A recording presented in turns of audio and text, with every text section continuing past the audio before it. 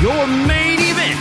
Introducing the hosts of Wrestling with Freddie, Jeff Dye, and Freddie Prinze Jr. What's up, everybody? Welcome back to a brand new episode of Wrestling with Freddie. This week, Wrestling with Friends, because we got him back. The airlines try to screw us over. They try to take you forever, but they couldn't. With me, once again, is Mr. Jeff Dye. How are you, sir? I'm feeling good. They said, listen, bro, you want to fly with that mustache? You can either shave it or you stay here. And I didn't shave it, but now eventually had to shave it so I could get back to the podcast. Here I am, mustacheless, happy to be back. I like this look a lot more than the mustache look. It's much more refined. The Dodgers hat, by the way, respect. I like you finally wore a hat that I like and can appreciate. Instead of every other hat in Major League Baseball, you weirdo. I'll rotate them. All right, you guys, we're going to talk wrestling. We're not talking baseball. You guys don't want to hear about that. I'll tell you this. Each game was 3 hours long. Here we go. It's true. On to another 3-hour show, Monday Night Raw. Welcome back, everybody. Hope you guys had a good weekend. We're going to talk about what we're getting in today. WWE continues to pour in the great storytelling. Great, good. Maybe we'll rate them and see. WWE Raw and SmackDown seem to finally be pulling apart with their own respective brands, their own respective stories, being very, very separate. Not a lot of bleeding going through outside of like champions who have visited. 3 stories on Monday Night Raw. There's the world title picture with Damien Priest and Gunther that's coming up at SummerSlam, with Gunther being the king of the ring, the King General. Also, we have the Judgment Day falling apart with the return of Rhea Ripley. I know Jeff's happy about that. And they've teased a couple times the CM Punk, Seth Rollins thing, but there's a lot of Drew McIntyre business to be handled first. So that's going to be the main story there. And the Wyatt Six continue to terrorize Chad Gable. What, Mr. Dye, would you like to start the show with today? Let's talk Gunther. Let's talk Gunther. Gunther. All right. So the world champion Damien Priest has had an interesting kind of change to his character since becoming champion. And I haven't necessarily been on board with it. I thought it was weird for a champion to challenge a challenger when he challenged Seth Rollins instead of making Seth earn it. That seemed weird to me. He did it again, Jeff. He told him even after they had a deal, a bet where Seth couldn't challenge Damien again if he lost. He lost. And Damien says, hey, forget our deal. Forget that. We shook hands. It means nothing. I still have something to prove, which I don't think he has anything to prove. And I think when he says stuff like that, it slows down his growth and slows down his friggin' process. But that's just me. And he says, I'm going to fight you again. But he can't because he has to deal with Gunther. Now, the way they've written Priest so far makes me think Gunther's going to win this match and Gunther's going to become the world champion. The way they've booked Gunther makes me think that he's going to be the world champion. They've kind of put the rocket ship to him even more so than they put on Braun Breaker. I think they really believe in this guy. But it would be weird to see Priest lose it this quickly unless the story is the Judgment Day is falling apart. Everything's falling apart, and Rhea's going to have to be the one to put it all back together. That's kind of my take on where this is going. I think Damien's going to drop the title to Gunther in a destruction of the Judgment Day. Jeff, what do you think? I can't tell if the Judgment Day falling apart is part of the plan or just how it's happening. Does that make sense? I think, go ahead. Do you think it's intentional? To quote Sam Roberts, everything counts. Everything counts. So I think everything has intent. Everything. Okay. Yeah. Well, I mean, sometimes things just happen. Like the audience decides. So that's why I was asking. But yeah, it is. I feel like they've gotten not lazy, but maybe they've got all, like, you can only focus on so many stories at a time. And it feels like Damien Priest maybe's not getting as much attention from the writers and the company as he should. It's tough when you're the world champ. Yeah, and it feels like he's kind of just on the thing. And what do? Let's switch it up. What can we get a big pop for? And I could see them putting the strap on Gunther for that reason. Kind of just Vince used to hate that word, the strap. Yeah. Vince used to hate that so much. He'd be like, God damn it, it's the world title. It's not a belt. It's not a strap. Let me tell you something, Freddie. Let me tell our producer, Alex, Freddie Prinze Jr., and all the listeners of Wrestling with Friends, Vince is gone. So we're calling it the strap, baby. And they're pay-per-views. They're not PLEs. I just feel like it's a good soapbox to stand on. We're changing words back to what they mean. No, so I feel like I feel bad for Damien Priest a little bit. He's the world champ, and it doesn't feel like he's the world champ if you look at TV time and you look at what's the attention he should be getting, in my opinion, which makes me think they're going to give it to Gunther. You know who you should feel bad for? Not Damien Priest. Dominic Mysterio. I don't feel bad. Dominic, you should have so much sympathy in your heart and so much worry and concern for what on earth is going to happen to this poor pawn who's been used and abused first by his own family, his father not there for him, working all the time. Oh, what a just awful, awful dad. I just can't even believe people boo Dominic to having this relationship with an emasculating, dominant woman who won't let you be your own man with Rhea Ripley, to being booed every week, and all the man wants to do is speak. And then just because he's one of the sexiest men on the planet, top 10, he's up there with Matthew McConaughey. And all of a sudden, all these women are throwing themselves at him, even world champions like Liv Morgan, and straddling him multiple times, stretching out his legs, getting him ready for the love, jumping all over him, helping him finally get a win over his deadbeat father, Rey Mysterio. How could you not feel sorry for the man when all of a sudden, through no fault of his own, he ends up on top of Liv once again, and out comes Rhea Ripley to kick the living shit out of him. It really shows, Freddie, that everyone's facing a battle. You know what I mean? That's the thing. Right. You think somebody's got it all, but we're all struggling, you know? That's right. We all have, some of our struggles are public, like Dominic. Some are more Why do private, bad like things mine. happen to good people? That's what I say. That's what I'm saying too. So the Judgment Day, I think it's deliberate, and I think it's storyline that's making them fall apart. I think there's a little bit of Finn Balor jealousy towards Damien, which can get us a little bit of juice. Dominic is gold. Like, he's just gold. Like, they hate it. He's the opposite of gold, because they hate him. They boo him so much. If he was gold, they cheer him. But I think Judgment Day's gonna fall apart, but I think they're getting the love. I just don't like the way they've written the Priest character post-title. I feel like he should be more looking down his nose, because he's a tall dude, looking down his nose like, yeah, you want to come for the champ? Let's freaking go. Like, let's see what you got, but not offering opportunities.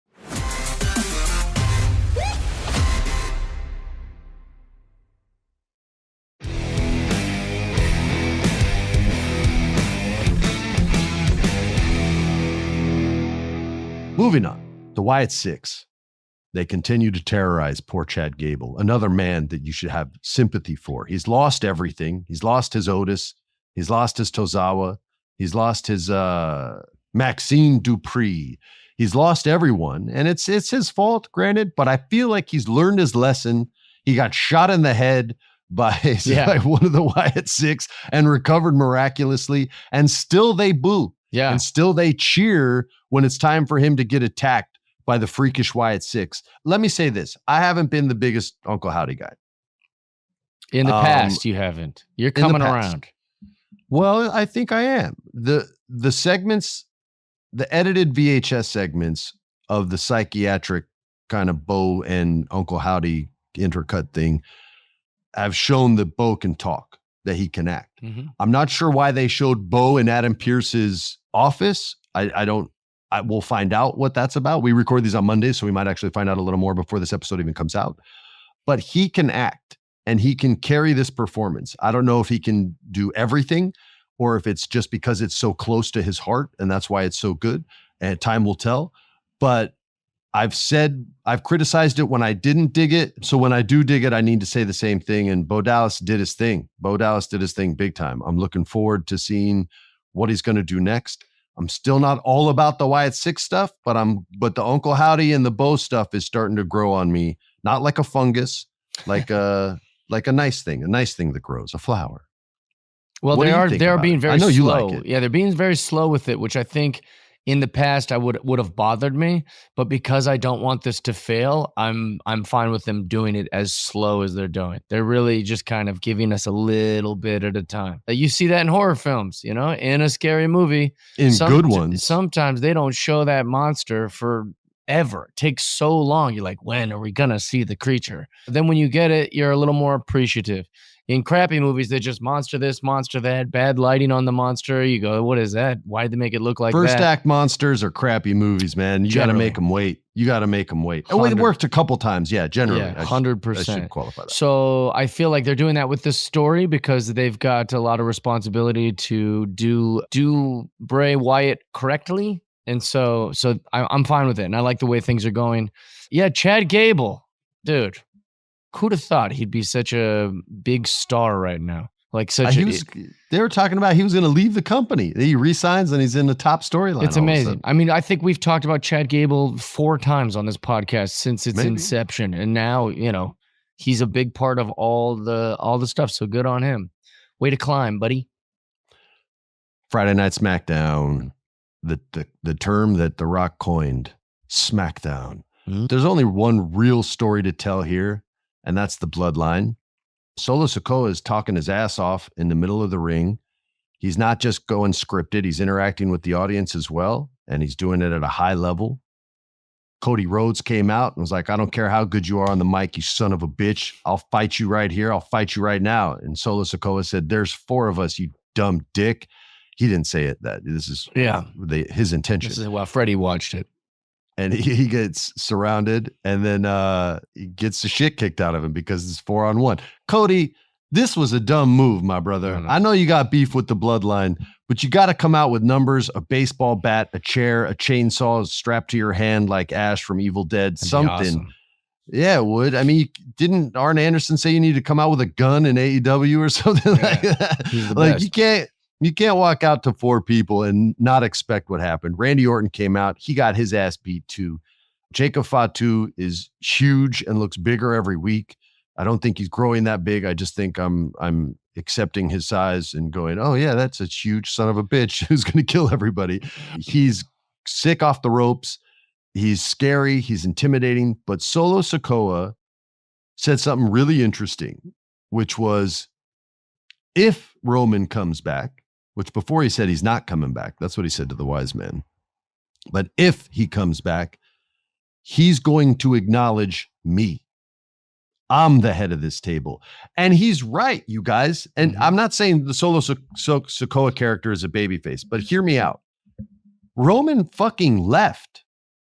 He left. He lost his title. He took his ball and went home. And I don't know if he's making movies or if it's just the storyline or whatever, but from the perspective of the Solo Sikoa character, he's 100% right.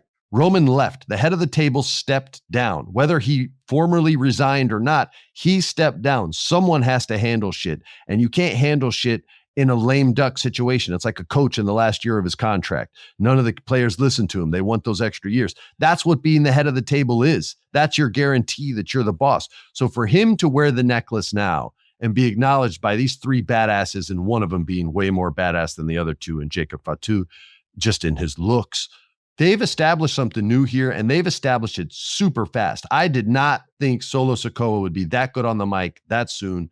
I'm not saying he's great. I'm not putting him up there with Sami Zayn or the Maxwell Jacob Friedmans of the world. Very different promos, but both guys very high level. One's very vulnerable. One's the opposite of vulnerable, intentionally. But Solo has done a great job with this. And it leads me to what we were talking about last week, which is, how does this story go? Because if Solo loses, then I don't know where the bloodline goes from there as far as him saying, I'm the man, I'm the leader. But how could they take the belt off of Cody this soon? He's really only dealt with AJ Styles, right? So I threw back to this last week, Jeff, and you were stuck at 52,000 or 38,000 feet in the air.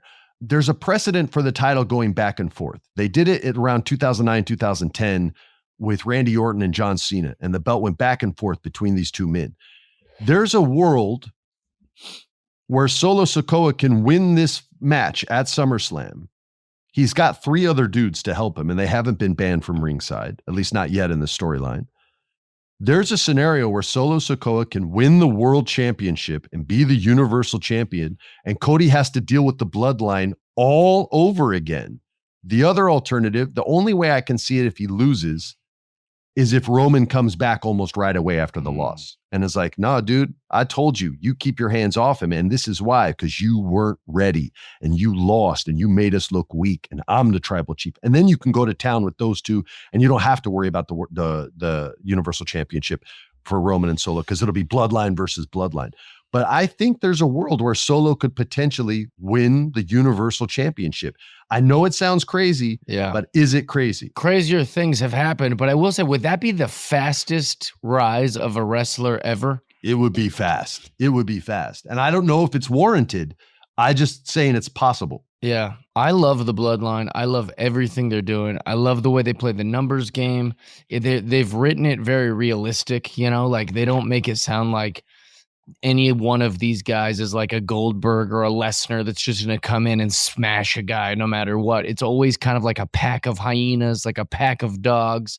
And it works because they're all literally in a bloodline. There's so many different things that make this great. I don't know how Roman Reigns, what is Roman Reigns' contract? Even when I'm gone, you guys will talk about me. Even when I'm gone, you will put me in a SmackDown draft and then have some storyline where Paul Heyman is like, he didn't tell me to do it. I did. Like Roman Reigns, we're still talking about him and he's not even in it. So this dude's a legend. Like the fact that Roman Reigns. He really is. He's bigger. His run was so huge and successful. And I think it gets taken for granted because it's so new. You know what I mean? Yeah. The way people used to boo John Cena and have seen if Cena wins, we riot. And you guys never rioted, you pussies. Yeah. Not even one riot. Not even one. If Cena wins, we bitch for a few days. That's what they should have said. But now they love him. Yeah. Now they love him. Now he's announcing his retirement. Now they love him. So I think that might happen with Roman as well, because I don't think people appreciate just how dominant and successful his run was. Yeah. I think the bloodline, literally everything they're doing is so great. The only thing, I keep beating the same drum. I would just love to see a big pack, a big bloodline. I'd love to see Rikishi as a manager, Nia Jax as an enforcer, the Usos, make them all just like a mob family, like the Corleones. Yeah. And you could justify it too, because it's just it's not like when the NWO was recruiting people. But anyways, I've said that on this podcast 1,000 times. I love what they're doing with it. I love the way they're growing it. I love the way that they're young and like I said, they feel like hyenas, they just come in numbers and they just eat them young up. Is the thing because they're young and hungry. Yeah, it's you awesome. Can tell it's fun they to watch. Want that top spot. Yeah, I like it too. I don't foresee them taking the strap from Cody, just because I think it's too soon and it'd be strange, although I've been often wrong. I imagine there's just going to be some sort of shenanigans that Cody keeps the belt, but it doesn't make the bloodline look weak to lose. Also, Solo Sikoa could lose plenty of times and it still wouldn't change what he's doing over there. Yeah, maybe you're right. Yeah, I think you talked me out of it. I think Cody's going to win.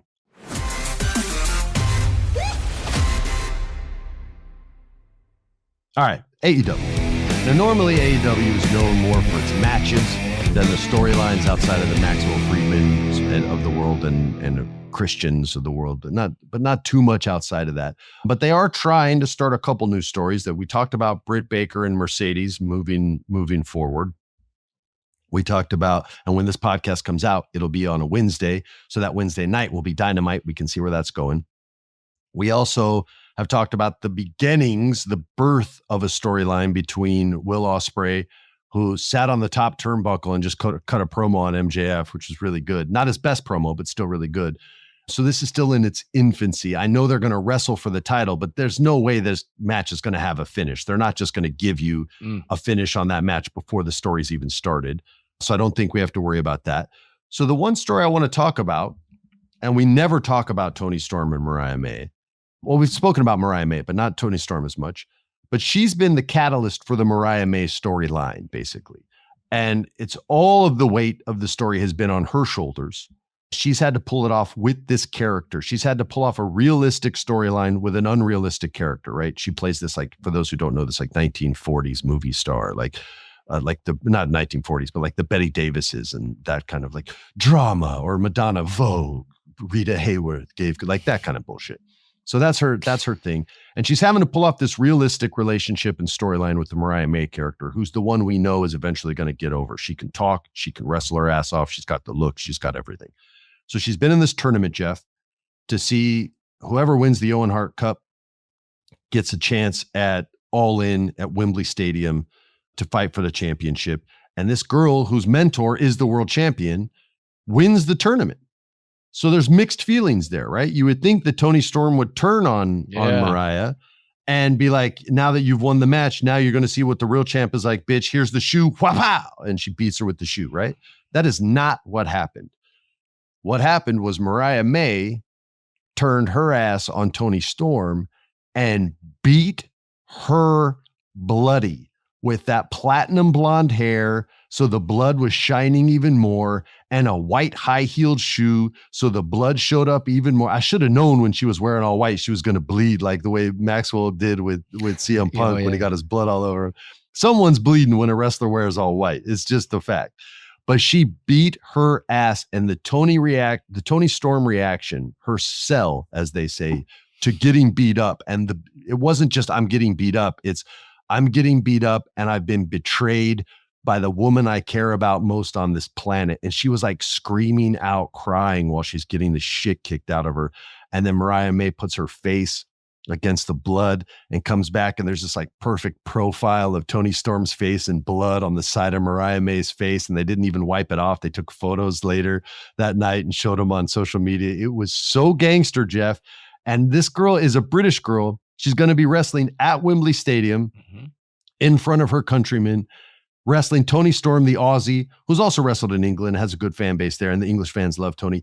This match is going to be freaking huge match. And it's going to be, again, 80,000 plus people getting eyeballs on this girl who I think will win. And if not, hopefully they'll start a storyline for her to climb the mountain and eventually get the title. You watch them all late because you have to work. I cram. I'm a wrestling crammer. I like to do it all. But you like this ending, right? Of course. It's great. You described it perfectly. They're banging on all cylinders with this. Like, it was perfect. And then also to then like post on social media and all that stuff. Like, I love absolutely everything they're doing. Permission to go on a Jeff Dye side quest. Granted. Well, our producer Alex and Freddie, they like to criticize the Vince Russos of wrestling, the guys who think differently, the guys who kind of have stupid, untraditional ideas about pro wrestling like myself. And there's some real Vince Russo-esque things in AEW that people are just fine with. Like, what if it's black and white when I talk? And then I have like a little thing and I do a thing like it's the 50s. That's some corny crap. It's ridiculous. The fact that like these gals just will kiss, they'll be like, what if we all kiss in the ring? Or what if I go kiss her on the mouth? That's the point. It's good. It's like a Vince Russo idea. It's something that we all like. However, if we were making a documentary about wrestling from then, they would do these classless things where they would just go, let's have these hot chicks kiss. It's a different era. You don't do stuff like that. That's disgusting. You don't objectify these gals. And then now never. You see these things happen, and like it's because it's not like my wife did that in Cruel Intentions. It's all good. I'm just saying it's kind of strange, but I'm here for all of it, and I'm enjoying it, and I'm liking it, but I am noticing a little hypocrisy in the whole thing. I haven't, not for me, you couldn't have, because I haven't put over the Toni Storm black and white thing. I've never tried to get you on board with that. No, not that. But I'm talking for wrestling fans, not you and Alex. Yeah, I feel you on that. And as far as like the Vince Russo stuff, I just didn't click with the Attitude Era, man. But I didn't click with the Jerry Springer show either. I didn't think that stuff was entertaining for me. That's all. Yeah. I still liked all the matches. I thought they were the best matches that wrestling's ever put on. Also, the only reason I liked all that crap is because I was 14 years old. Jerry Springer and all that, when they was perfectly And I'm a little aged. older than you, so I was kind of aged out of it then. Yeah. I was more like, who's Kurt Angle wrestling this week? And that was all I really cared about. You guys, on our Unsanctioned Thursday show, because we're closing out the show now, we've got another interview. We're bringing in another Indie Spotlight guest. Caitlin Alexis is going to come to the show. We're going to get to know her. You're going to get to know her too. And we have a review from Tory Girl 04. I think this is another nice one, so Jeff's not going to chew you out. And they gave us 5 stars.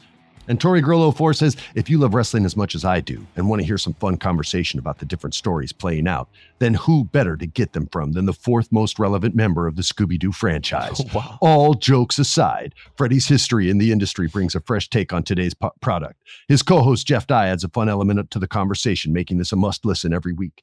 The bonus episode on Thursday is an added treat to look forward to each week. Keep up the great work, gentlemen. Thanks, Tory. Appreciate that. I thought I was the 5th most favorite. You're the best. Scooby-Doo. Everybody keeps using Scooby-Doo. Get that out of your mouth.